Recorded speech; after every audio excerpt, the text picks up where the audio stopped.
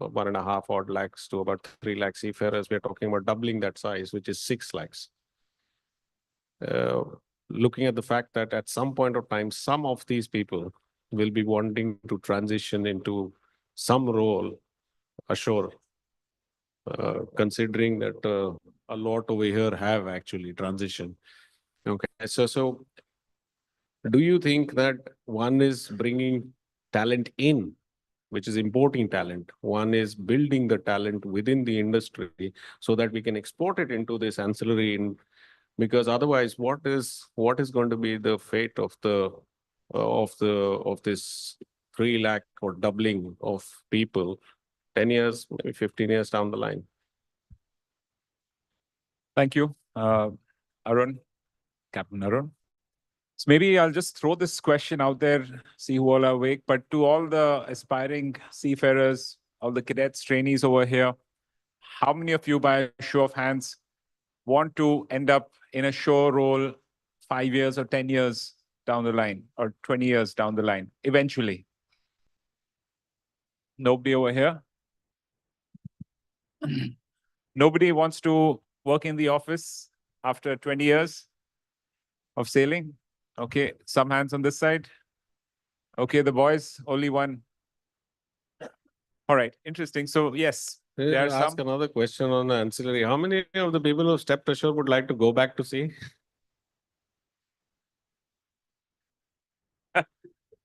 All right. So there are two parts to this question. Definitely, there'll always be people who want to step ashore. And I think if we just see from the time that I've joined or you have joined this career, the growth in the number of Indian seafarers on board ships has increased. The overall growth has increased. And also the number of positions that Indian seafarers have in office roles, especially in technical roles. I think we now dominate the technical ship management market globally, right? So with more talent pool coming in, it makes us even stronger. And I think there will be a lot more roles, functions coming to India, which you must have seen.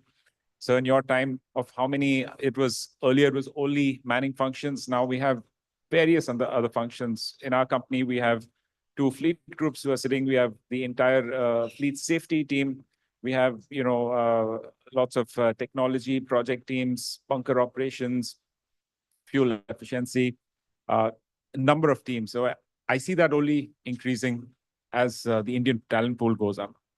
Now, the other part was very interesting, which we talked about having not just seafarers, but also more diverse talent.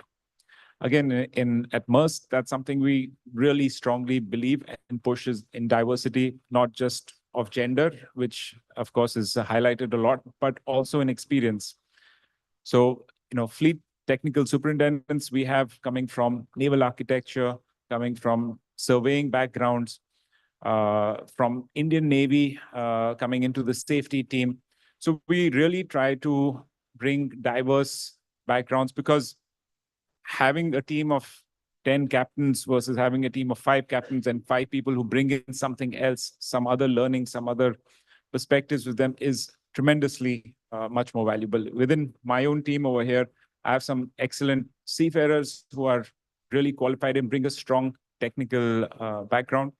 But also we have some others who are from the industry or from HR backgrounds who bring so much more things. And the things that they bring in are things that we don't know.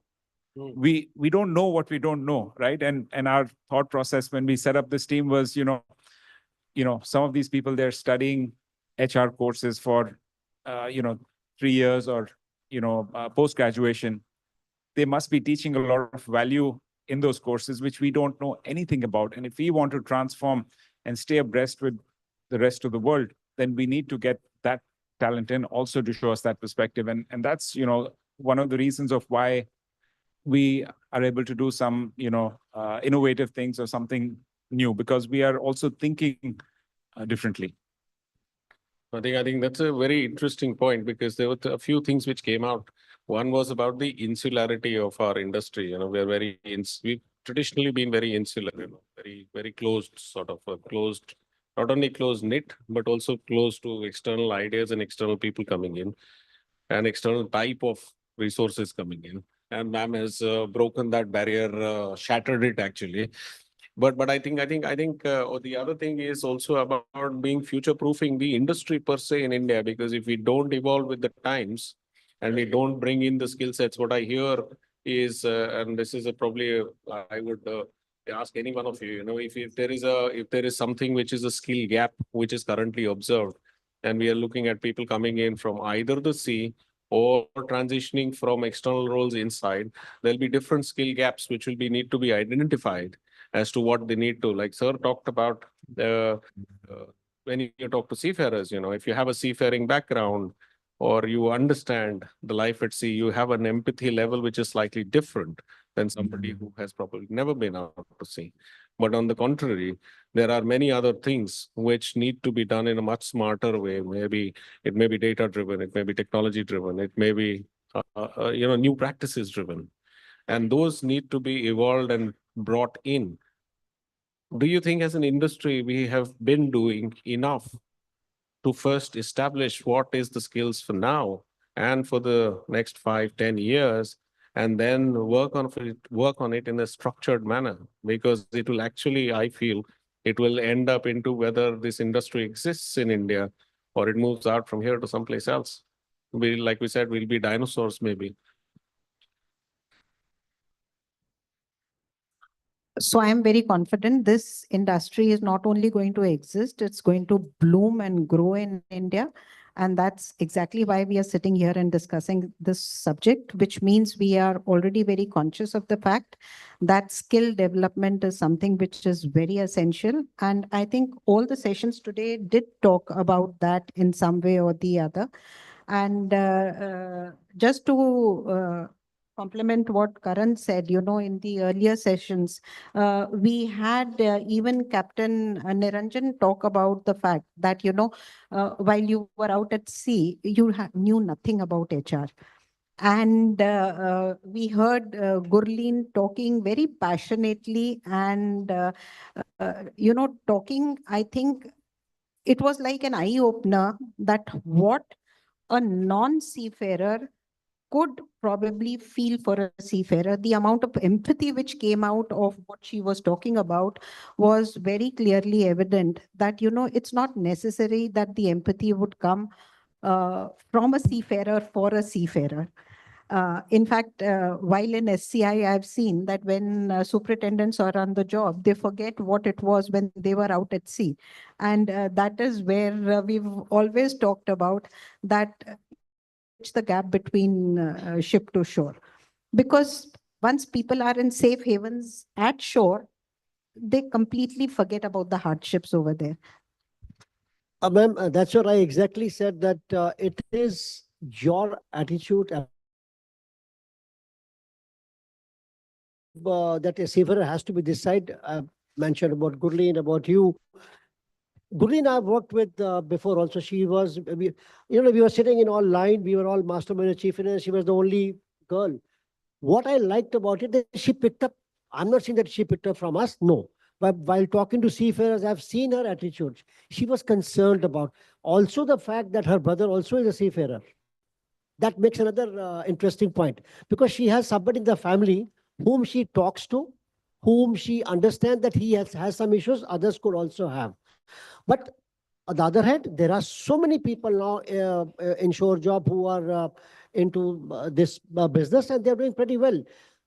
They have to learn, rather it's not a question of learn, they have to from within their heart that yes, let's not forget their families or their future or whatever they want. We have to be concerned about their requirements. If we can balance this, we should have more and more people coming from non-seafaring places. Thank you. May I add? Yeah, please. So Captain Bilbar said, seafarers, they usually want to talk to seafarers. But I think what you mean is seafarers, they want to be heard, right? And it doesn't matter if the person sitting on the other side is a seafarer or is has seafarers in the families. Obviously, that helps because your starting point is you have an understanding of what the industry is. But I think anybody who has that training, who can show empathy towards the sea person, towards the seafarer, will be appreciated, and that's what we try to do, and that's why we are training our colleagues in such a way to address exactly that. So I'd like to pivot this now to a bit. There was, and I've heard this bit. Naresh mentioned it. He said I took a risk. Shaukat mentioned it. I took a risk. And many people who even today, even from a seafaring background, who want to step into, you see, because most of the time I have seen is people who are stepping into the non-mariners who are stepping into a marine HR or an equivalent sort of or something similar where it's dealing with seafarers or that. But people who are stepping ashore, the first question when they say they want to, they desire to, but they are not sure about what to do, what exactly would they want to do. And I think we empowering or are we creating a structured approach in which people who are at sea or those ashore who that what would they want to go into and would they want to go into, and is there something where over a period of time this can be translated into some sort of a framework which people can then follow right through their career in a planned manner or somewhat planned manner. So I'd like to respond to that and say we've talked about it. Captain Talwarji has also mentioned that aptitude as well as your attitude is very important. So while I think seafaring is a very different ball game when you come to organization, there are different type of skill sets that are required. And I would say that it would be desirable if we could have a bridge course or something like that, which could sensitize them to the different aspects and the requirements of those jobs for them to see. And then if there could be an aptitude assessment to be sure that, they love and have the passion for the job that they are doing. Just a small take on that. My suggestion would be, and which we were following in a couple of companies I was with, during their leave period, we used to invite seafarers that do come and sit in the office for 2 hours in a day or 3 hours in a day and see how it works. Because when they come, then they also know what happens on the other side of the table. So I think that helped them a lot, and many of them have kind of taken up shore jobs, and they're very happy that they were already prepared for that how to discuss, how to behave with people. There are agitated people who come into the something has happened in their family or whatever it is, so you have to be very calm and quiet. You cannot be master chief sitting on this side. Most important is to be a human being for them. And I think the half the battle is won if you can understand what they are saying. And for me, looking after their needs, their requirements is of prime importance. So thank you. From my perspective, there are two sides to this. One is what can the organization do and what can the individual do. From the individual side, maybe I'll tell you about myself. How did I get a shore job? I would say, or I used to say, that I got lucky. I was sailing on board. I got a call from the office. Karan, we are starting this new department here. We have this position available. Do you want to join? I said yes. I was really lucky, right? But then if you think about it deeply, was I really lucky? I mean, obviously I worked hard. I was good at my job, right? That's why I was identified. So working hard and being good at what you do is a baseline requirement for success anywhere in anything in life. So we are not even going to say that, oh, you should work hard. That's a no-brainer, right? Second thing is, why did I get a call? It is because the person who was starting that department, he had visited me on a ship, and so he knew about me, right? So it was my network, right? He had met me, not that I had done something great while he was there, but we had that interaction. and I built that network. And then thirdly, I had reached out to him a few months ago for just asking him about another shore position. So I'd expressed my interest in a shore position. So he knew, okay, this guy, he's got good performance. You know, I've interacted with him. You know, there's a good connection there. And thirdly, he's interested in transitioning ashore. So I think taking back from this, I think that's how individuals need to position themselves. They need to take on some participative responsibility and ownership of working their skill Yeah. set and building them.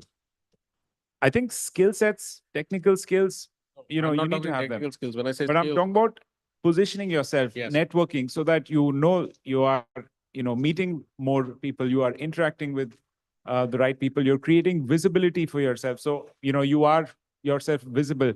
You know, is Captain Gurprasad Kohli here still? Maybe he stepped out.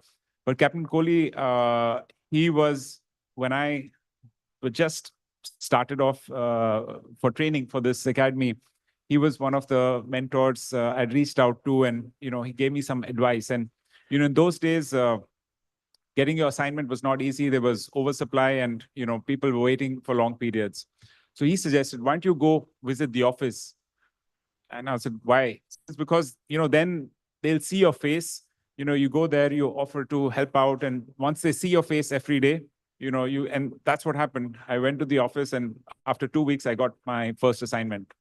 So being visible really matters. And these are the things that, as seafarers, a lot of us, we feel, if I work hard and do the right thing, I will get what I deserve. Doesn't happen, doesn't work like that. You need to ask, you need to make your intention clear about what you want. Working hard is required. That is a baseline. that's the basic baseline you need to. Yeah.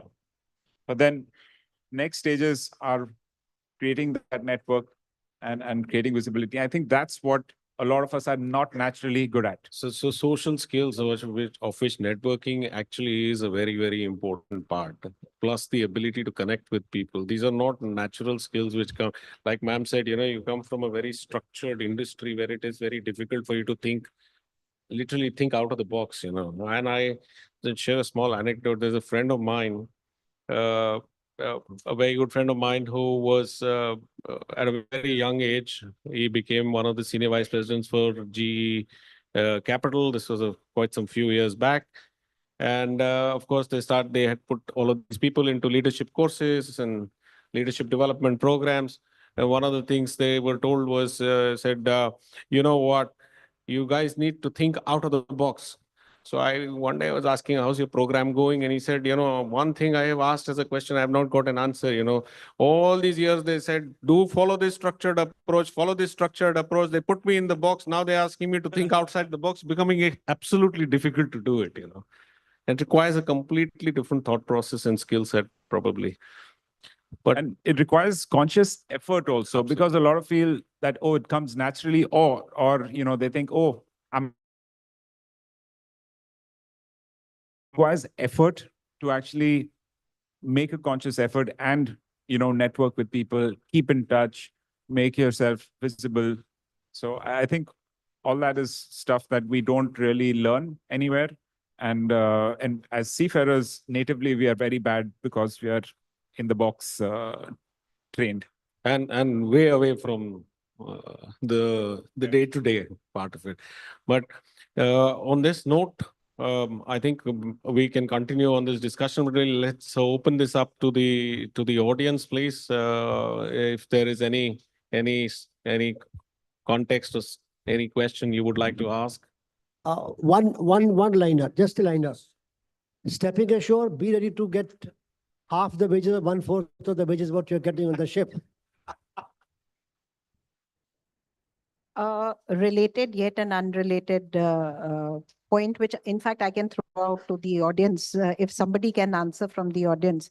While we are trying to, and equal at sea, I'll take that. So equal at sea, as I see, is equal in terms of your capability, your reputation, your dignity, but also equal in numbers. Now, if that were to be the case, and we are looking for a talent pool, so going forward in future, we're going to have a equal number who will be wanting to transition to shore. I think we started from that perspective. But does the industry have that much of capacity to absorb? Because while we are attracting women, if we are not able to ensure a career succession for them once they come on shore, so that's actually a clue that this industry needs to grow substantially so that you can absorb that much. So while we are talking of seafarers today, we are talking of being a seafaring nation. But what about it once they want to transition ashore? So I think it's equal for the men also. And whatever we are doing for the men to come ashore is the same thing. We are not going to make special access for women. But I think good point you've raised, because we will always have shortage of opportunities ashore compared to the interest of seafarers wanting to come ashore for various reasons. And that is men and women both, which is why it is important. Like, we can have programs. We do have programs. We have a sea to shore program where we give a fixed term assignment to some officers, but the number of positions that we have is limited. And we are always working, and we're fortunate to be in a integrated logistics company with 100,000 global employees. So our pitch, from the technical side to the organization is, we want our seafarers to be not just good for roles in ship management, but we want the entire 100,000 positions to be available to them. And we want to get them ready and prepared for that.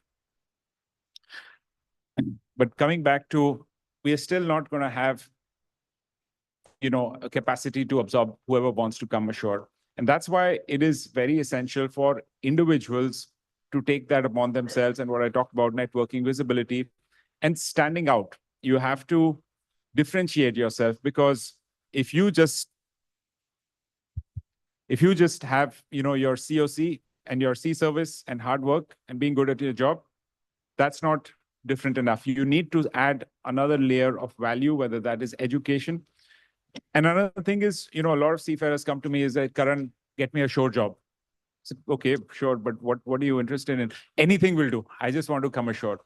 I think that approach is not the best. I think you need to be more specific about where you want to, what your interest is. If you're lucky or things work out, fine, that's great.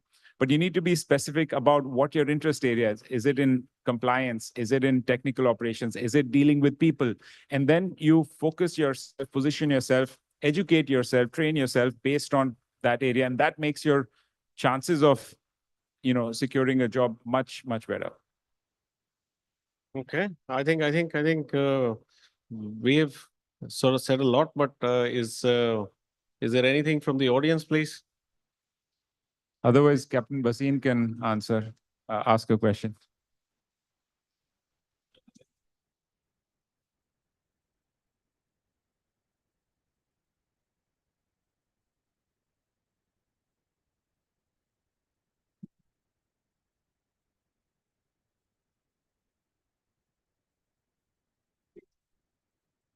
Good batch of SCI was inducted. And those 40 candidates are still, they changed their career somewhere else. So it will be depending upon the attitude and the aptitude on which they are there. We started in 2005. We are talking of gender diversity in 2024.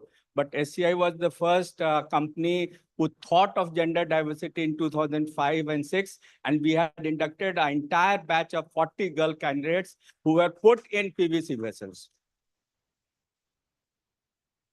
Thank you, sir, for that But comment. I just wanted to tell, sir, it will take some time. Equal at sea will not happen in day or two. It will take its own time. Absolutely, but we are talking about creating an equal number of opportunities ashore now, not about equal at sea.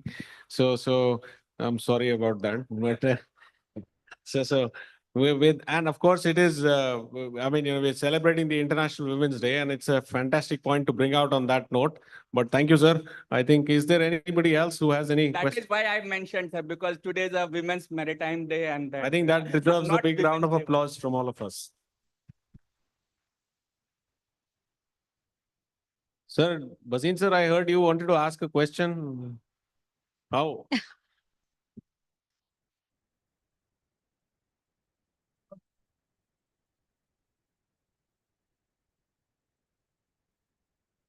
Thank you, the eminent panelist, and of course, moderator Captain Arun Mehta. You know, the subject is evolving the talent pool for the shore-based. All of us, all of us when during our sailing time, do look up to the people who are working ashore. And there are various factors, various pillars about it.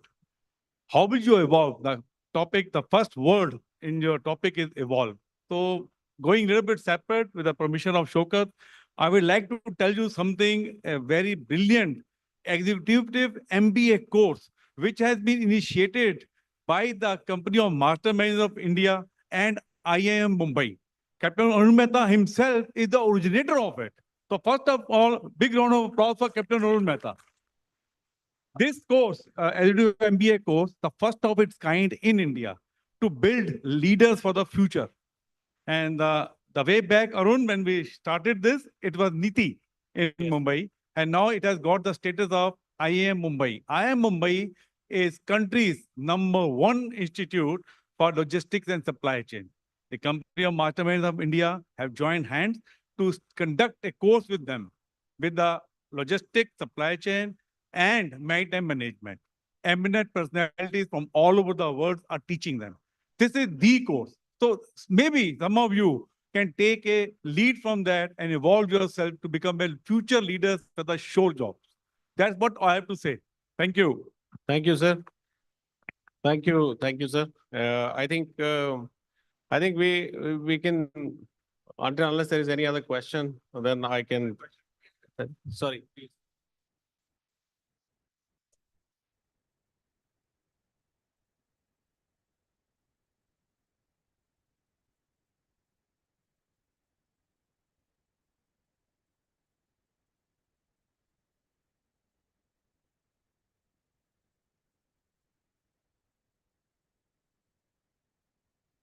Good afternoon, sir. Myself, Manya Gupta from Ganpat University, and I'm Scorpio sponsored cadet. My question to you is, as you just said, seafarers come to you for shore opportunities. So I want the specifications. As you just said, what all specific jobs you want. I want the specific job opportunities which are available. So can you just brief it? Like what can we do for company on shore, like trainee and Can I answer? You want me to answer that? Okay. Okay. All right. I mean, You're looking at So- what kind of roles can you transition into the specific types of job opportunities ashore, correct? Do we understand your question as a Yes, panel? yes. Okay. so first, there are technical roles which is easiest to transition. So depending on whether you're deck, engine, or electrical stream, then technical superintendent positions. They're like what we call fleet technology, but those are teams that are working on technical projects. Let's say installation of ballast water systems, or some new design technologies, fuel efficiency managers, voyage managers. They're looking at that's more for the deck side, looking at the route of the vessel, making sure that the fuel consumption is as per standards. Then there's fleet safety, which is the nautical side of it, looking after navigation, looking after marine operation. I mean, this is just in the technical space. Then there is the commercial side also, which is more to do with routing. I mean, giving like post-fixture operations, advising the vessel where to go, where to pick up bunkers from. And in an organization like Maersk, we have the entire logistics supply chain. Also, we have, then terminal positions also where seafarers are good resources to have. then, moving out further into the warehouses. So it's a I think long it's a list of plethora. opportunities. So that's one of the most important, Absolutely. one of the skill development should be the people who have to be brought into learning and development, whether they are capable of delivering learning and development. But I think there is a, can I just add to that, if you're okay, Karun? There is a plethora of, I mean, it'll be very difficult for us as a panel to sum up in this panel as to the number of specific job opportunities which are there, which are going to be there, because it's going to be today's jobs and 10 years down the line jobs. And there is going to be a transition in those jobs or the job or the kind of work which will be required of a human being. But at the same time, I think what as a panel, what we have been able to bring about is one, there is a skill gap which needs addressing. There is different skill set requirements for people coming in from C into a role, when people from ancillary industries come in. And I think if we want to ensure that we provide enough jobs to whether it is women or whether it is men or whether it is the current workforce like the young cadets we are now bringing into the C career at some point in time, if they want to transition out, then we'll have to break this insular boundary of looking at just core shipping, which is technical, marine, crewing. The worst extension is going into, we used to be going into maritime law, or somebody going into commercial was like, oh, he's gone out of shipping. I think we need to break that and look at maritime. And that was the term. And I think, thank you, sir, for talking about the program. I just happened to interact day before yesterday night, before I came here, with the first cohort, which is there.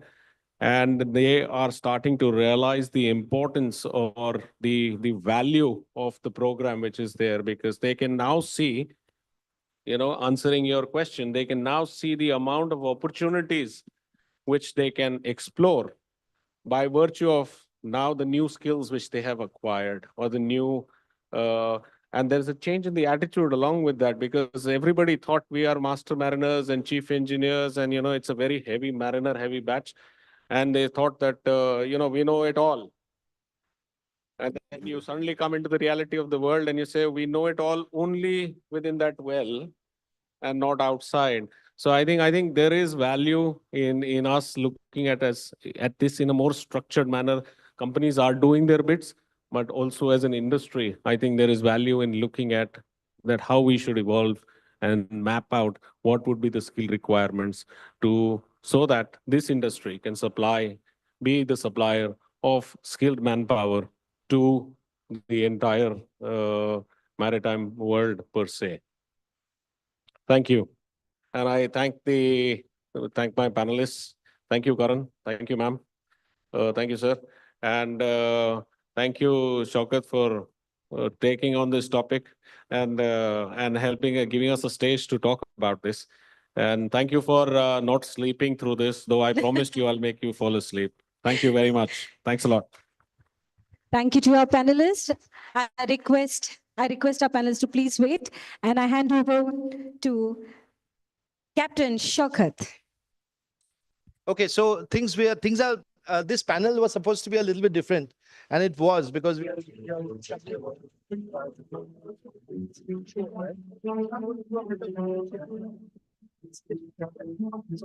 all the cadets.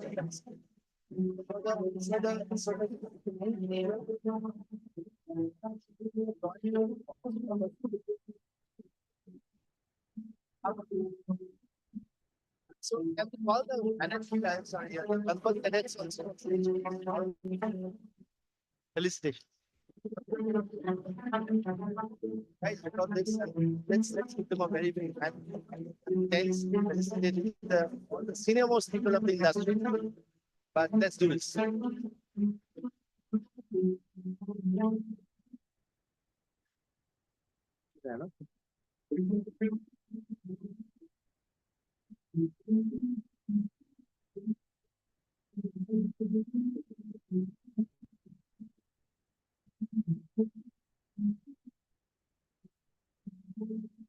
Check this.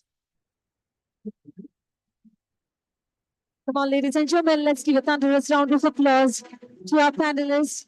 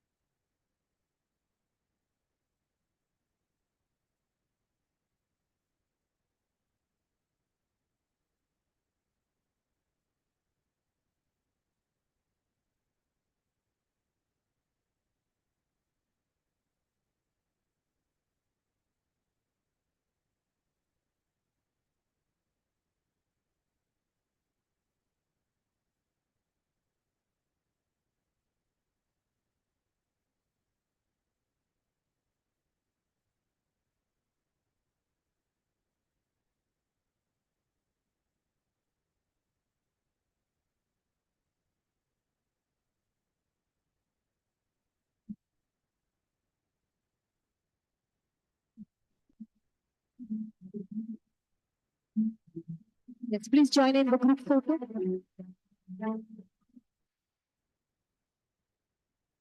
Yes, thank you so much, everybody.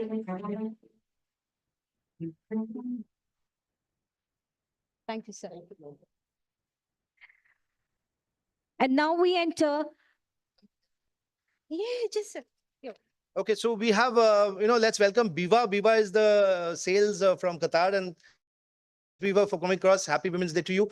Can we have a small Qatar video just to, we had a session with Hiren yesterday, and when we transition to the next session. By the way, Captain Halbe almost gave me a heart attack, and he has been the one and only person who I really banked upon. I know he said he'll reach. And his session starts in 2 minutes, and here he comes and he opens the door and makes an entry. Look behind, and I look behind. There's Captain Halve. 1 minute for the session, and he's there. Yeah, very big round of applause. He came just for this session. I'm grateful to him for just coming across from Mumbai. He had some lots and lots of very, very deep commitments. I know we all know about that. And in spite of that, he just came. And sir, we are grateful to you for the next session, and you'll be the moderator for that. But before we call him.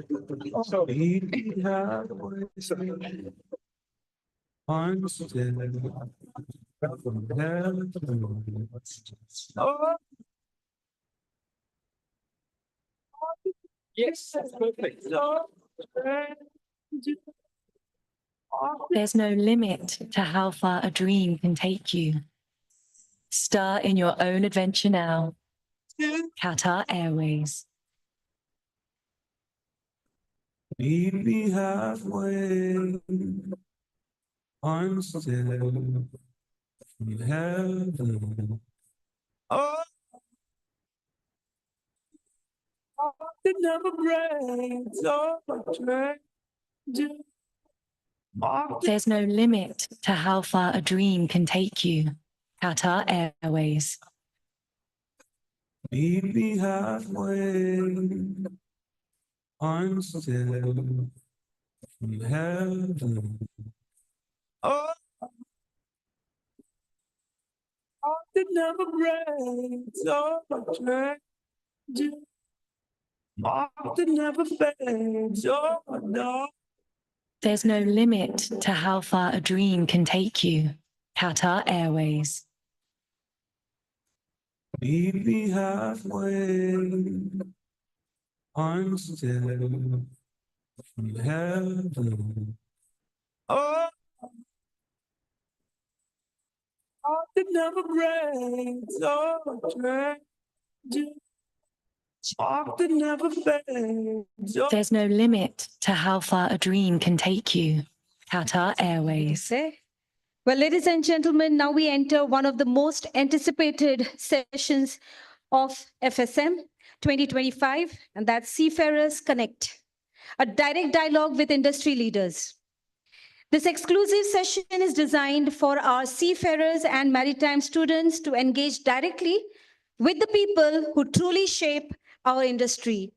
It's your chance to hear first-hand insights, share your challenges, and explore your career pathways with those who are at the helm of maritime leadership.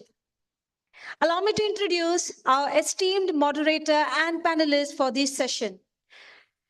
As Shaukat sir said, Captain Shiv Halbe, CEO Masa, an industry veteran whose contributions to maritime policies and training have significantly enhanced seafarers' welfare. Can we invite Sir Captain Shiv Halbe, CEO Masa, on stage?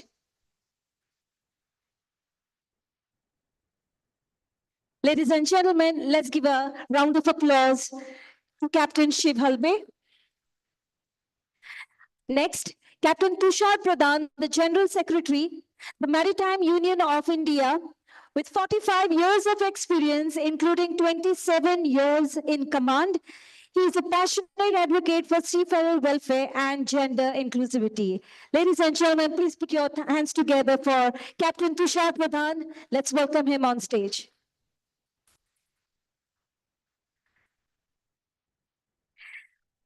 Well, up next, we have Mr. Chirag Bhari, Regional Director, ISWAN, a dedicated leader in supporting seafarers and their families, especially in times of crisis. Let's all welcome Mr. Chirag Bhari.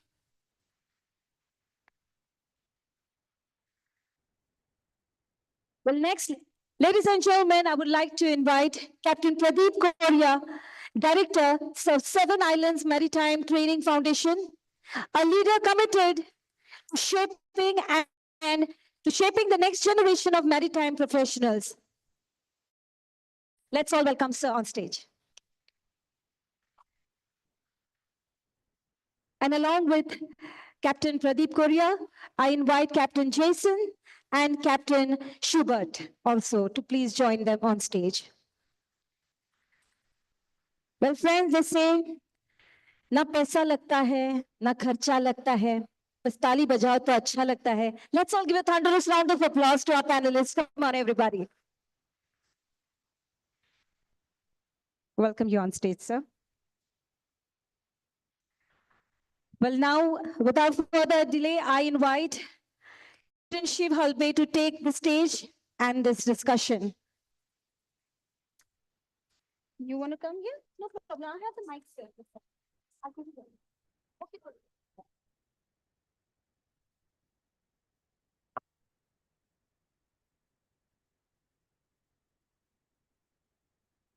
You're the first person who's going to stand. I'm told I think better standing. That's what I'm told. Can you hear me? Can you hear me? Better. Okay. Please, gentlemen, please have a seat. Firstly, wishing everyone a happy International Women's Day. Come closer to the, okay. Wishing everyone a happy International Women's Day. And we must not forget to extend our felicitations to Alexa, Siri, and Karen Jacobson. I hope you know who they are. They all know that. Good. You will need them. I did walk in when the last question was being answered, though I didn't get the question properly, so I didn't understand the answers also properly. But I did pick up about certain jobs that are there for transition from ship to shore, if that was the correct. But I missed out on one thing, and I'm disappointed, at least for the young ladies. You had the inspiration sitting there on the stage. Why are you not missing out on Chairman, Managing Director, SCI? That's your aim. That should be your aim. She was there on the stage. So it's not about being a superintendent. It's not just about being a commercial operator, post-fixture. It's about beyond that. Think beyond that. I've set the tone, Captain Korea and Captain Pradhan. What we will be doing is, of course, industry interaction with the seafarers. I will set the ball rolling. We have never had a dry run, so it's going to be as much as a surprise for you what I'm going to ask, as it is going to be for me, because I haven't asked those questions yet. We will be civil, or we'll try to be here. And let's see. Our profession has been historically, during the days when communications were not what they were, and even now, has unfortunately seen this them and us divide. How, and mind you, over the years, we all keep wishing that it will reduce, it will vanish, but it has not. In certain degree, it is there. What would your thoughts be as to, I mean, we have to keep it short. What your thoughts would be as to why it is there and how can we bridge that them and us? Typical, he has forgotten he was when he was sailing, he has forgotten now that he's ashore. I mean, come on. Okay, that's a fact. He's ashore now. So, Captain Korea. No, I don't think Captain Albesa, that time, yes, when you were young cadet in India's, we came from FCI. Those days when the superintendent walked in, everybody had to stand up and sort of. I think things have changed now in today's generation. All CEOs, COs are expected to go on board, visit their seafarers, meet them, get to understand them better, find out what their difficulties, and come back and resolve it. It's also there in TMSA also, and it is being followed as a practice. Good ship owners want it that way. So I think that divide was of the past. Yes, you and I grew up with the divide, but now I have headed the company for 5 years. I used to myself personally visit because it was there to get a feel of what were the challenges they were facing, because sometimes the superintendent tells them something which is different. So I think it came out that we needed a first-hand situation so that the seafarers are not victimized in any way by the people below, and they were not. I think things have changed. Do you have anybody who's got any different idea? Yeah, sure. We have a seafarer. Yeah, I'm a seafarer. Hello, my name is Captain Schubert Jacinto Perez. I'm with MSC. And about this gap, this divide that you're talking about, I would say I don't see that a lot in MSC because we run the company like a family. So if there's a problem on board, it is our problem. It's not your problem or my problem. That's what I've seen over the years in MSC. And it's the family culture, which is what has drawn me to this company, and I love it here. But this divide over the years where it's your problem or they're not supplying the stores and stuff like that, I've seen it like just merge into one smooth operation. So there's no divide. I've seen the divide has gone, and you tackle the problem as a group. It's like, it's our problem. It's office is involved, we are involved, suppliers are involved. So I've seen that very well being smoothened out in MSC, at least at the moment. On the same, I would agree with Captain Schubert as well. I'm Captain Jason here. The divide is no more like what has been said, because we have learned from the past experiences out here, past experiences. So there's more of connectivity right now as what it used to be before. And we have learned from what the seniors have left behind and the case studies. So we have overcome all those. So we have a clear, like, if we need something, everything has been like, there is a hierarchy where everything is taken care of. With the level of ranks and show support as well. Good. Nice to hear this. You're getting all positive news from this side. Sorry? All positive vibes from this side. Yeah. 2 days, 2 days of brotherhood. 2 days of brotherhood. 2 days of brotherhood, I can see that. Good. I think you've missed the bus so far, but now you have to listen to everything. From my perception, it is now basically the accountability which has now in there, so by which the shore and the sea both are accountable. Before it was only one-sided because of lack of communication, lack of documentation. There were no proper SMS manuals on board when we went out sea. And so it was all left. The superintendents came in, they bashed you up a little. They went when we saw their back off, we know we are free for the next 3-4 months. But now it doesn't happen. The inclusivity is also now increased. Everybody wants to be, there so that it is seen that we are together. The number of claims that are coming. Those days, the shipping was a small fraternity. Now the shipping is growing leaps and bounds. We have so many companies, so many ships, so many Indians manning the ships now at the top level. So that has created a lot of awareness. And that's one of the reasons why the gap has been not totally bridged, but we are quite close to it. So that's one of the reasons, or many of these reasons I feel. Thank you. Thank you. Thank you. A very small point on different Sure. perspective about the show personals also. Do they understand about the seafaring life altogether? Non-marine side, I'm saying, and those working the show staff. And because in my last interactions with a few of the shipping companies with the show staff, they mentioned to me this particular gap out there that we don't fully understand the shipping life and their families' issues and challenges that they face. I think that is also some gap that needs to be still filled up. Thanks. Thank you. Thank you for this answer or answers. But I won't ask any supplementary questions, but I will just give you a small pointer that there is something called Seafarer International Research Center in Cardiff, and they publish reports of surveys, etc. And there is a report on this topic that we have just spoken. I would urge you to look at that. Obviously, when I'm saying it is at variance to what this has said, and I'm very happy to hear that, because even that could be tainted. We don't know that as to whom they have talked to. Okay. Who's going to be taking the seafarers or questions from outside? Shakat? There is one. Shakat? Shakat. How do we get the questions from outside? I will give it to you. Okay. I'll give it to you. When? No. I mean, I can continue with the dialogue. Okay. Mobile. Okay. That brings me to another question. It is this monster. And I'm calling this a monster simply because the first time the world came to know the power of nuclear was Hiroshima, Nagasaki. But thereafter, the power of nuclear is energy, and now they are even talking about powering ships, merchant ships.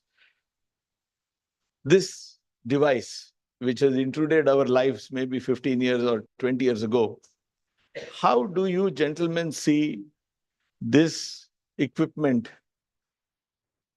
as a boon or a bane or what it is? Wonderful, not wonderful? Are you talking related to shipping or any general lives? Shore and ship. You want to answer that? It is shore and ship. Whatever we are talking about is shore and ship. Well, what you said, to take it as a boon or a blessing, it's the same. You have a rolling pin to bail the rotis as well. You can hit it with you can hit someone with a rolling pin. Rolling pin. The same way, it's a boon. It depends how you use it. But on board, as a master, what I do is I monitor the rest hours, and if someone is exceeding the rest hours, I just disconnect him on the web page itself. So it's being used as a boon. I'd say both ways. It's a boon and a bane. It's good for connectivity. That is for people to stay in touch with their families and stuff. Also, we can connect with the superintendents, video call for any emergencies. We can get faster connectivity, better response from the office. From that way, it's an advantage. But it's also a big distraction for the next generation of sailors, especially the cadets. They waste a lot of their time just scrolling, and so many hours are gone wasted, which is what I spoke to a few of you all today. Spend more time reading, learning. Don't waste time. You can either do this or do that, but you can't do both. Read, learn, progress, but don't waste your time. Don't use it as a distraction. Use it to advantage, but don't get distracted by it. I don't agree to this. The reason being is now it's e-learning. So you need to have it in your hand. So it has to be taken in a positive way. So I can't say the cadet should have it. E-scrolling, everything is on. We are paperless now. MSc is paperless. So we got to have it, but it should not be used. As I told you, the rolling pin, the same way, it applies here as well. So you as a master needs to monitor and have control or understanding. Exactly, that's what I said. So what I as a master I do is we have a web page. So we check who is online, who is offline. If the gentleman is online and is exceeding his rest hours so I disconnect him. So in that way, he complies with rest hours as well. And he does his study, does study as well. It's a minefield. I have a slightly different approach. I prefer teaching them that they should take the initiative from themselves. That you know when is your rest hours, switch off your phones, get your rest, be fresh for the navigational watch.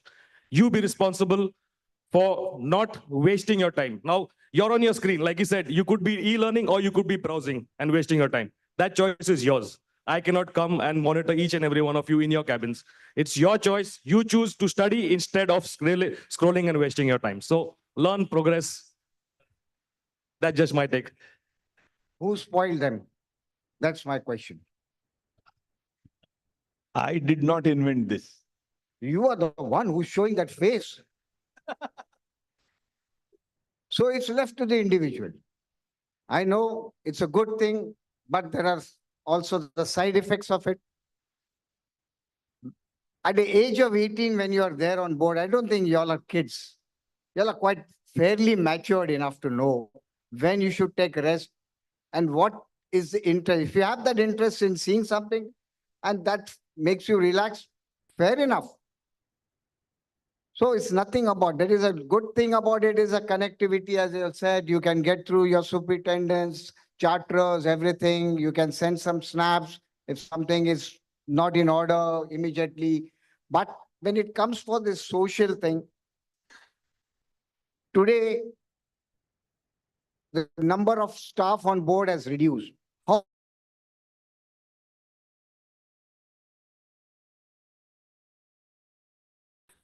and watching a movie? None. So where are we together? We are as an individual, we isolate ourselves. So you need these tools also, where you can watch a movie or you can do some reading. Today, how many mentors are out there on board? I won't go back again that how you used to mentor me and make us study and we learned from y'all when you were seniors. But today, are we doing that? So I think this is an aid, also an advantage. It's an instrument. Use it rightfully. Rest is very important. Work and rest hours. That rest hours is given doesn't mean you close your eyes and you're fast asleep. You have to sleep. No. You can meditate yourself. You can do some yoga exercises. It's your free time. Ensure you have sufficient sleep that you're fresh back for work. That's what I want to add to it. Thank you. I want to just add here about now coming on to, I think all of you have agreed that it can be used in a good way and a bad way. I'll tell you about how the families can be impacted also about that. So in our work over the last few years, we have seen it can be a positive thing for the families because you cannot be at home because of some event, some family function or something. They can do a video call with you. They can share pictures with you immediately. You can be part of the event while not being physically there. Or so many other stories can come from home, positive stories with you, and you can have a chat with your family, with your friends all together. But it can be also negative because immediately the problems land up with the seafarers on board and they feel too stressed to take a decision of what next to be done about it. And they feel sometimes depressed, anxious about those situations. So again, everything has two sides of thing, but how are we going to balance the thing? How are we going to empower our families that how they can best use the mobile phones and making them understand that our life on board is also tough. We won't be able to communicate with you 24/7. Yes, it's there with us, but it doesn't mean that we are there 24/7 live. You cannot expect us to be online 24/7. And you need to set those boundaries with your families before you set your first sail and make them also understand your situation, your likely situation on board. Thank you. Thank you. Thank you very much. Yes, indeed. The phone or use of media can be very challenging. Just to narrate you, last month, I was on a transatlantic flight coming eastward into UK. And our section, the entertainment system wasn't working. There was a young person sitting next to me and it was like, oh my God. And to me, it was delightful. I'll go to sleep. And when we got out in UK, okay, I went through immigration. That person also went through immigration. And it so happened that we were waiting at the lift to go down to take transport. And I think, yes, we meet. She said, "Oh, I had a wonderful sleep, without the entertainment." I said, "There you are. Everything has to have a measure, and we must do it in the right way." No, sometimes I hear this murmur, or sometimes it is a dialogue, that the seafarers are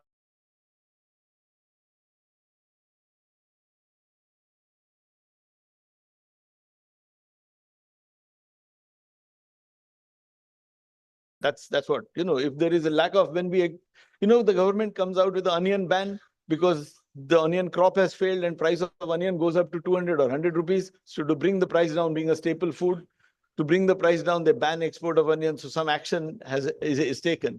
So how, you are seafarers, we have shore-based managers here, we have the union Let's represented. the seafarers answer this question first. See, first of all, I think this is just the wrong approach to think about prices and money and salary and this much is your salary here and there. And that's just the wrong approach, especially I'm talking to the cadets. Joining this profession, join it for the passion of the profession. People today are joining it for the money. That's the wrong reason. Join it to become a captain, to become a chief engineer, to go all the way. Stop thinking about alternative routes. Plan B, oh, I will go into, after 5 years, 10 years, I'll go into a land job. That is the wrong attitude to enter this profession. It's like Adidas says, all in or nothing. That's the winning attitude. You go like there is no backup plan. You have to go, you have to win. That's the attitude you have to go. So price doesn't matter. It doesn't matter whether this company is paying you $100 or $200 more. Many companies have offered me more money, bigger ships. I'm very happy with the company I am with. I'm not leaving for the money because I love the company which I'm working for and I love the family culture. But like I said, don't think about the money, don't think about the numbers. Focus on the right reasons to go all the way. The money will come as a byproduct. Focus on success, the money comes as a byproduct. That's my take. Well said. The seafarers are all on the side of the employers, I can see. Captain Elbe, you're losing the steam now. I'm not. No, because this was discussed earlier in the panel discussion. What all ship owners are doing to take care of the seafarers. So all this commodity trading and all is reduced considerably because the ship owners also become more proactive to take care of the seafarers today. I will just broaden up this thing because there are so many good responsible ship owners. Many of them are present here as well in this room, and those who are taking extra care of the seafarers. But beyond shipping, beyond the shipping environment, how many people do really, the outside world, take care of the seafaring and the seafarers at all? We have seen in COVID how much difficulties it was there for the shipping industry to negotiate with the different countries to open the borders for seafarers or to recognize them as the key workers. I think that is also something which reflects back on the seafarers. Are we there just as a commodity? We understand that the shipping industry takes care of, but how much is there people across who are non into shipping do care of the seafarers? I think this is the continuous process of keep raising the profile of seafarers and keep making people aware that seafarers are the key workers and seafarers have been the biggest supporters of the economy of every country. So I think if that is somewhere is common people also understand that one day I think definitely seafarers will get that their due dignity. Yes, I fully agree with you, Bowdy, that what you've said. The seafarers are getting now the due respect, but in times to come, it will be more and more. Commodity, because you see, today it is the accountant who's running the vessels. He doesn't know ABC of shipping, but it is the figures that matter of spending how much money, X, Y, Z.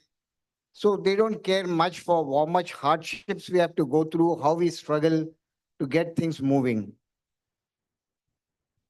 Good companies, good owners, as you rightfully said, that they are here and they do look into that you are paid well.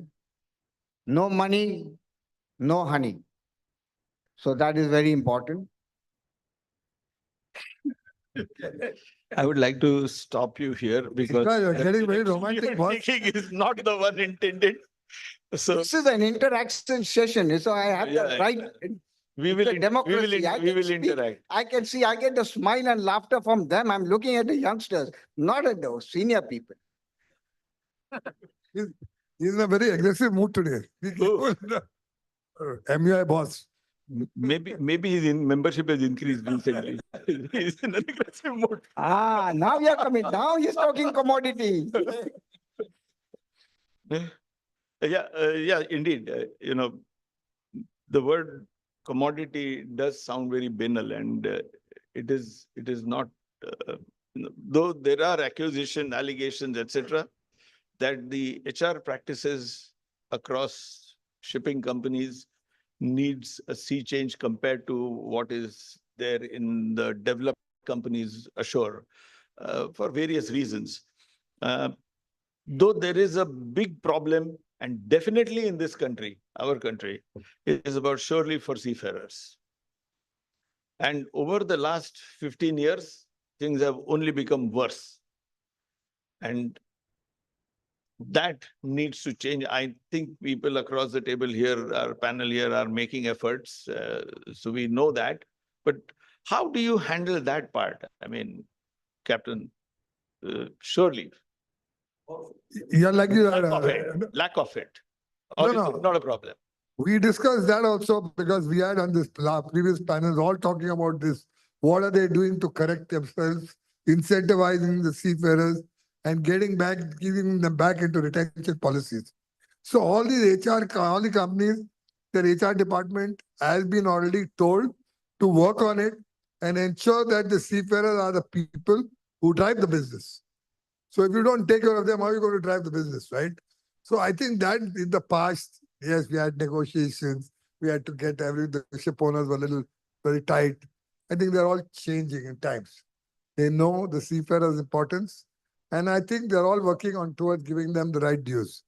These two are people who are endorsing the same. Otherwise, they would have spoken something different. So it's clearly that shipping companies are taking corrective actions and moving in that direction. Otherwise, they'll be left out. Because the business is such, you need the seafarers as part of your growth. And India is an important point because India is becoming in the world where training, seafarer numbers are only increasing. So people want to come to India and they want to take the right type of seafarers. They all make sure that they are best incentivized. And that is where India is growing as a manpower supplying nation. Anything you got to say, Tushar, you'll have the last word, right? What you mentioned was right. The shore leave, the way it has been handled, it gives an impression that we are considered as a commodity. Nobody cares for the seafarers. Last 3 years, we've been struggling with Director General of Shipping to ensure that all ports, this shore leave is open. The approach that they have, the bureaucracy that they have, they came out with some ports where the woman will not be allowed to step out after 5. We have women seafarers. What is it now? Why are you putting these restrictions? So what they say has absolutely no meaning to it. It is only under pressure that they have managed to get shore leave in some of the ports.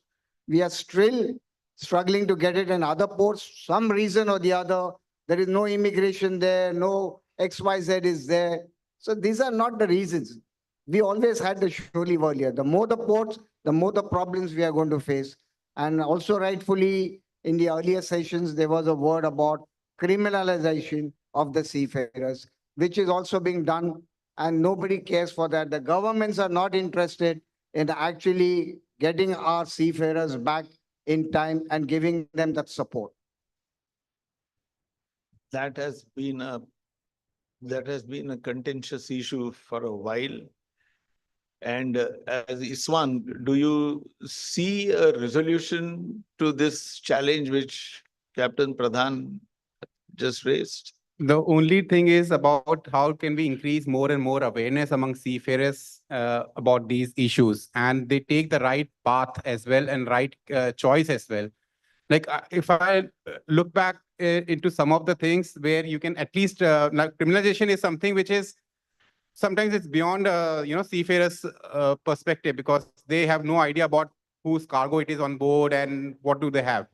But having said that, if you can make other things correct, for example, the recruitment issues which are there in India, and unfortunately the exploitation of some of the Indian seafarers which has happened, and we need not be proud of that. India is the largest. Indian seafarers are the largest who have been abandoned outside. I think if we are all aware about these kind of issues which are there, we take steps right when you're joining your first ships, or in the future, how to join the right good companies. What bypass rules you don't have to avoid those bypasses to make in your careers. That at least you can avoid some of these issues out there. Then the criminalization issue, specifically on the criminalization, I think there is a lot of work which is going on at the IMO also on the guidelines, the fair treatment of seafarers. But again, how the other countries, and I will go back to my first point about how the countries are treating seafarers as in a whole, like how seafarers have been able, they see seafarers as a really value people in the entire chain of system that is missing somewhere, and in the world across. Their guidelines are all there, but are they getting implemented? The answer is it's left up to the country whether they want to implement it or not. So that has been a very difficult scenario for every one of us, even for the ITF unions and for us who are providing the emotional support to the seafarers and their families. Many a times we are seeing that the seafarers are not even given the consular supports or not even provided basic dignity when they have been held in prisons and other places in different countries. I mean, we keep raising the matter about it, but I think the first step should be that we have enough awareness about it and we take the right steps from our side, do the proper research while you join your first ships or in your careers. Thank you. Yeah, true. What you mentioned.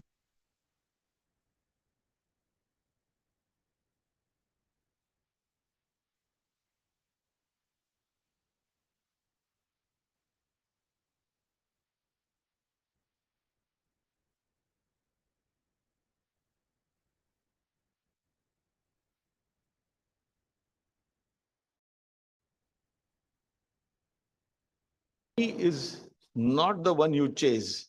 Money is important, without which we won't be here. So we cannot ignore money, but at the same time, we need to be careful of what we are doing. I would just like to add to it. I'm sailing with MSC. We in MSC, we believe in equal opportunity and equal rights. So I had a woman cadet, she would prefer going out at 1800. There was no chaos about it. But 2300 surely was stopped for all the crew members. So each one, all individuals were treated the same way, equal opportunity and equality. So there was no sort of chaos. So now, what Captain Pradhan mentioned is not 5 o'clock shore leave stops for on board. It is the port rule was 5 o'clock shore leave stopping. Okay. So they will allow the man to go ashore at 6 o'clock, but not the lady to go ashore. Well, that was the problem. I have not come across it. That's what he said. So it was not about equal opportunity. It was about equal opportunity or equally treated by the shore authority. That was the problem. That was, yeah, right? Not talking about it happens only in India, my friend. When we don't have problems, we invent them. What's wrong with it? Yeah. There is a question from one of the seafarers. How do you handle harassment on board? Shipboard harassment. See, one thing I would like to sort of qualify here, that there is a very fine line between being firm and being bully or harassment. There's a fine line that needs to be tread very carefully. But I'd like to answer this because now there are more women cadets, girl cadets, pay attention. So you all will be going on board. And I've had the experience of working with women before when I was in the lower ranks, and I've had a girl cadet also on board. So there are a lot of challenges that they are ready for this industry. But unfortunately, the people on board are not ready for them. We have to train the people on board that this is what is going to come. There are going to be a lot more women in the industry. Be ready for it. Treat them professionally. It's a professional workplace. Treat them equally. Let them go for stations. Let them take the walkie-talkie. Let them do anchor stations under supervision. But we treat them ladki hai, and then give them special treatment, they are not going to learn. So that's where there is a line. And then when it comes to harassment, also, it's the mentality of people on board. I think it comes from the top down, and it's how we control the crew on board to make sure that it's a professional workplace. Treat the girl cadet like you would treat the guy cadet. Don't pass rude remarks to her because you would not do that to the guy. Don't misbehave with them because you would not do that to the guy. So it's how you train your crew, how you educate, but it comes from the top down. And that's where you avoid the mistake before it happens. So I don't want harassment to happen on board. So make it clear, let the people know in advance that these are the rules. Don't break these rules. Treat them equally. Treat them like you would treat a guy cadet.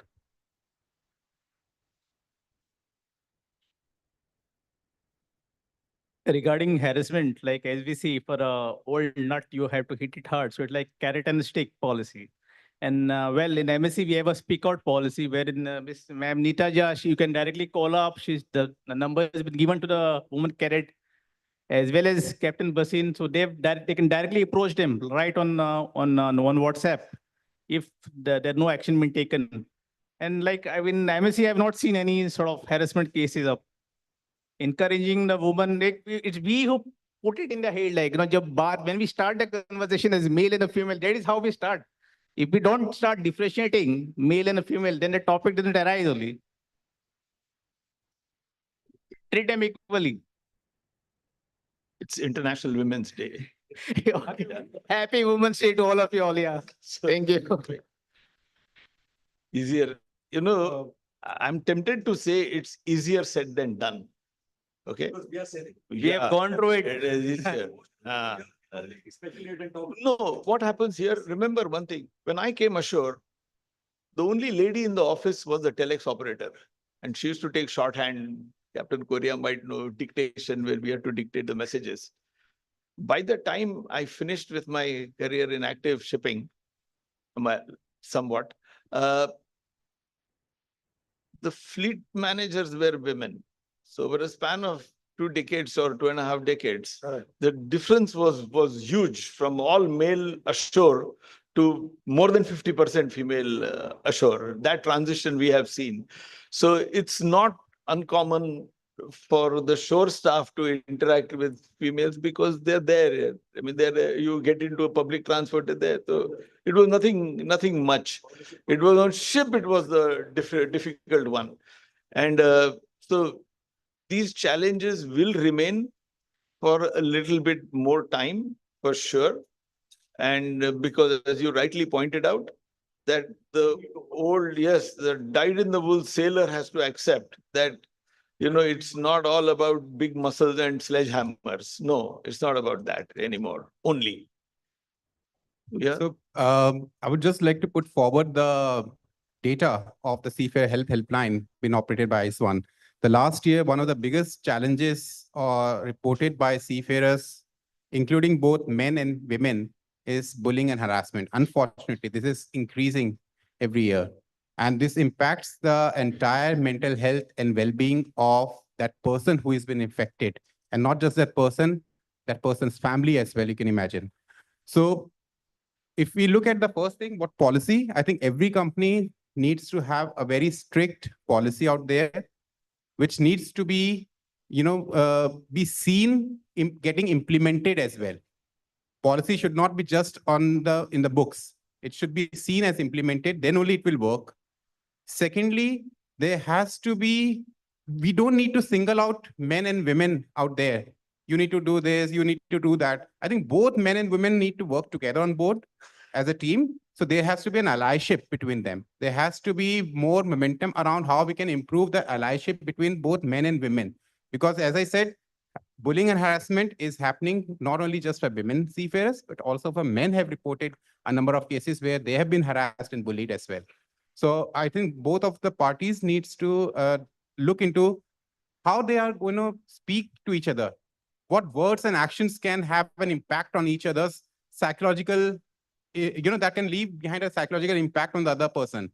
The empathy, I think since morning we have been discussing a lot of these words out there, but we need to build that into the implementation on board as well. So there is, we need a lot of awareness and training among the people, among the seafarers about these particular issues, that their each actions, words can disturb the other person, psychological, they won't feel safer to come out of it and talk about their issues if they have been bullied every time and they can't speak about it. So how the senior leaderships on board can create a psychological safer environment, that is also a key, which I think I'm sure that each and every company is looking into as well.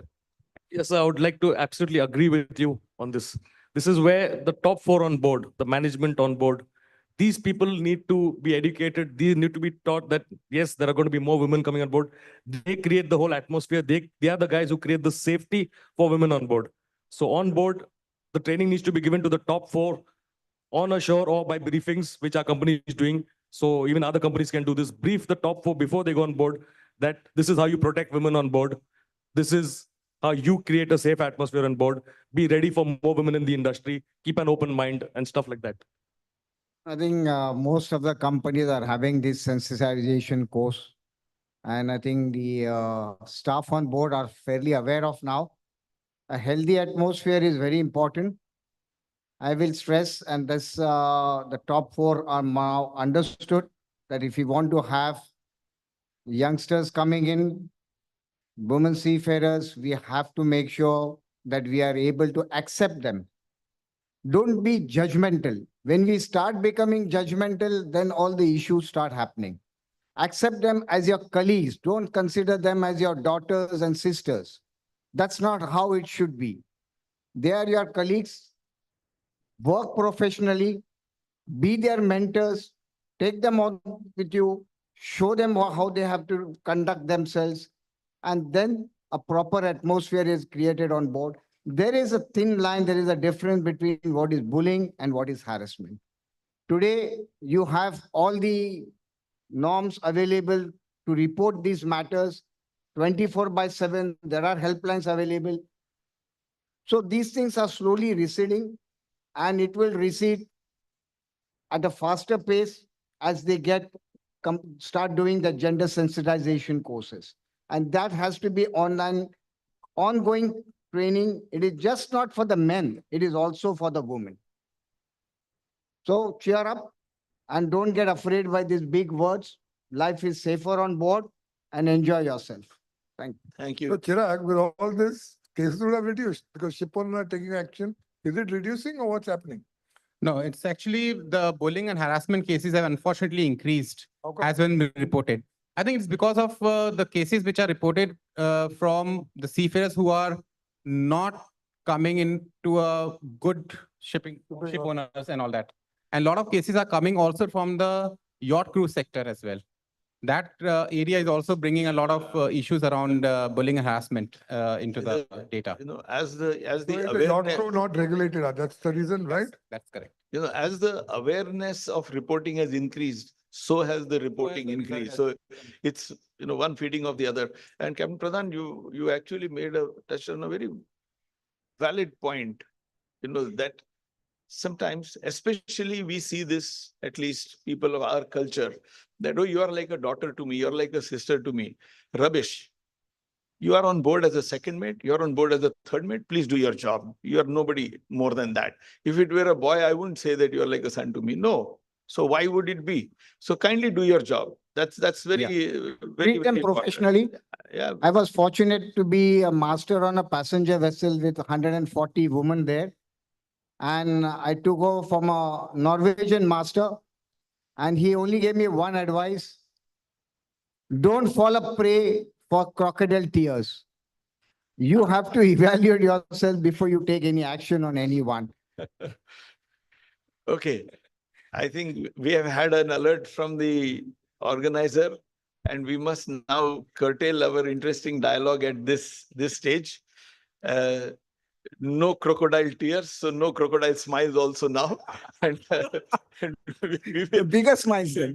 We will cease, and of course the evening is there, and we will continue with our dialogue.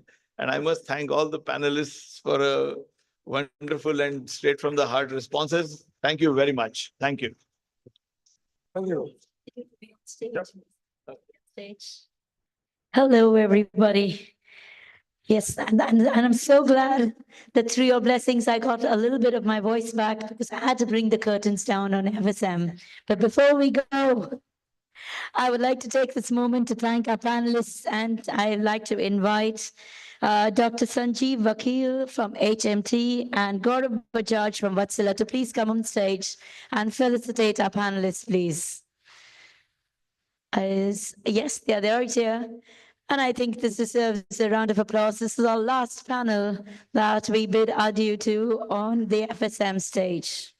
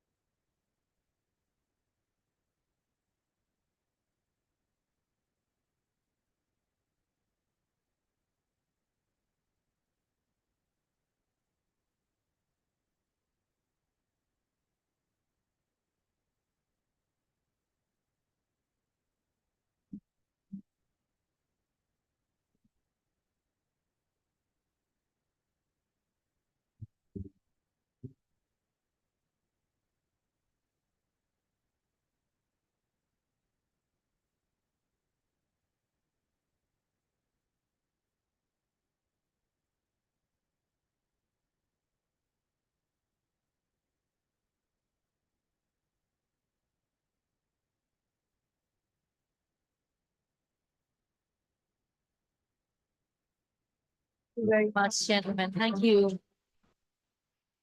And I can see most of us are also enjoying a little cup of chai and coffee. So yes, we have a wonderful dinner that we'll have to look forward to. I take this moment to thank Preeti actually, who stood in charge for me for the day. But this is only fitting for me since I opened the curtains to FSM 5.0. I would like to bring the curtains down to FSM 5.0. So I would extend my heartfelt thank you to each and every one of you, organizers, benefactors, audience, for all your active and engagement participation. From here on, I would like to say a big thank you from my behalf as well. And before I go away, I have to hand it over to Shaukat. Okay, in my beginning, in my welcome note, I had said that this is an emotional moment for me to open the doors of FSM 5.0. This is also an emotional moment for me. I was just about talking to Arun Mehta. You know, when we have the Durga Puja about 3 or 5 days, and when we have the Visarjan, after the Visarjan, you feel an emptiness. So this is the emptiness which we feel, which I and I'm sure my team feels after a big event like this, you know, last 1 or 2 months or 3 months or 4 months. We are deep into the process. We are deep into making things work. And just at the stroke of stroke of something, and it's all gone. But it's never gone. It's just the beginning. We'll be back next time stronger because we've learned a lot of things. Gentlemen and ladies, let's first, after we're going to have a group photograph with all of you coming here. But before that, let's give ourselves a very big hand for drawing the curtains down on FSM 5.0. We will return.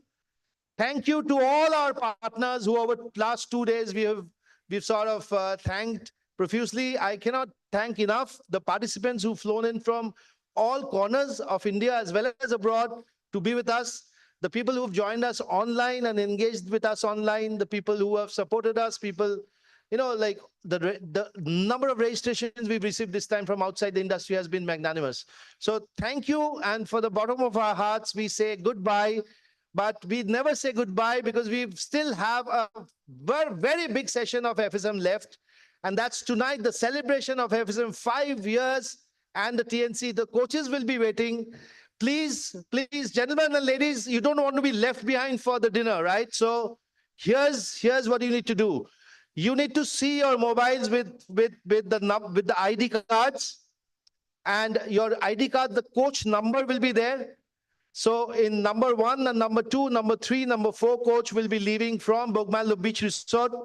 The coach number 5 will be leaving from the Coconut Creek for those people who are put up in Coconut Creek. We will all leave together at 6 o'clock and arrive the venue exactly at 6:45 without traffic. And we will enjoy and we'll come back in the same coaches. So please follow your list. Don't get into other coaches because it will spoil our list. Okay. I think, yeah, so please look to the screen. This ID card is being made for each one of you with the coach number. I'm on coach 3, right? Talwa sir, you wanted to say something? Okay, Captain Arun Mehta, you wanted to say something?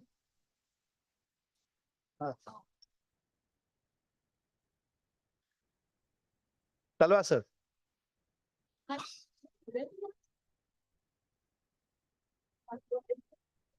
Okay, Captain Arun Mehta wanted to say something.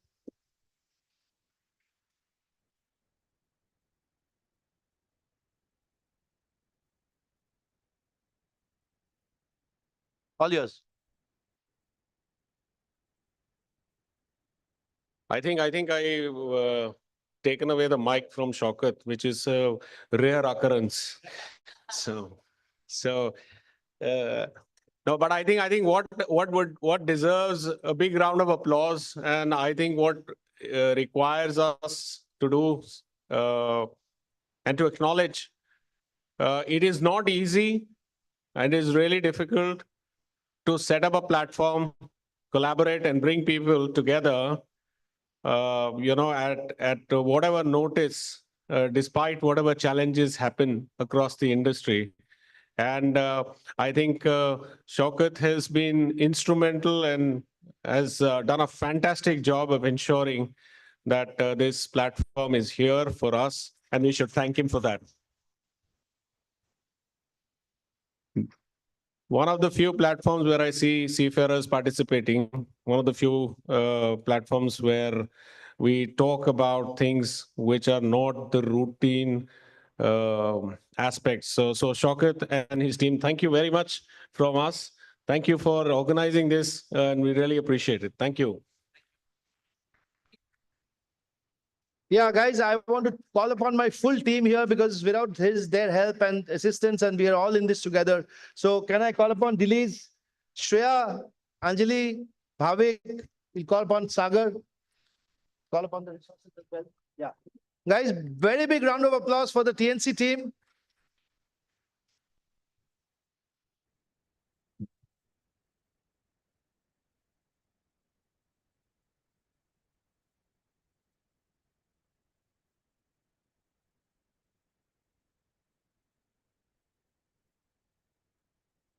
Thank you. A round of applause for the cameraman, for the videographer, for the people behind the consoles, the sound, the light, stage. Believe me, every one of them contributes to the success of the event. So thank you, Dilees. Thank you. We have a small token of appreciation from us for Dilees. Put your hands together for Dilees and Arvind. Arvind, where are you?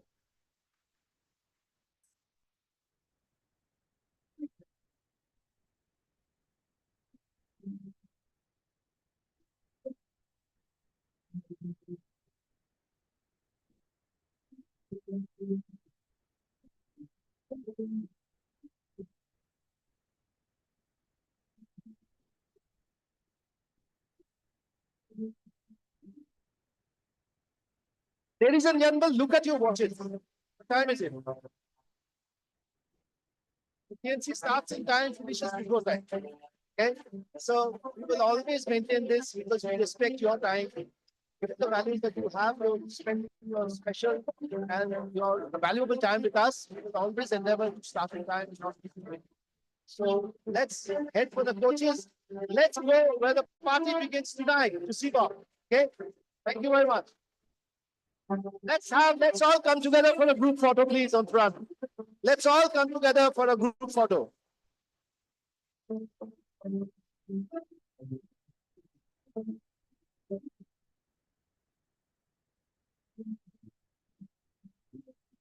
It's your moment of fame. Please take the stage for a group photograph, ladies and gentlemen, before you go and head out to your coaches to Coconut Creek. Ladies and gentlemen, please remember to follow the coach number on your card. This is an announcement that's especially in regards to the Sailor Today International Maritime Radio Competition. I believe that after you download the app, you're supposed to click on the FSM logo and then you stand to win 10,000 rupees Amazon voucher. We'll disclose the winners at dinner. Until then, we see you. We say goodbye. Bye, everyone. Bye, FSM.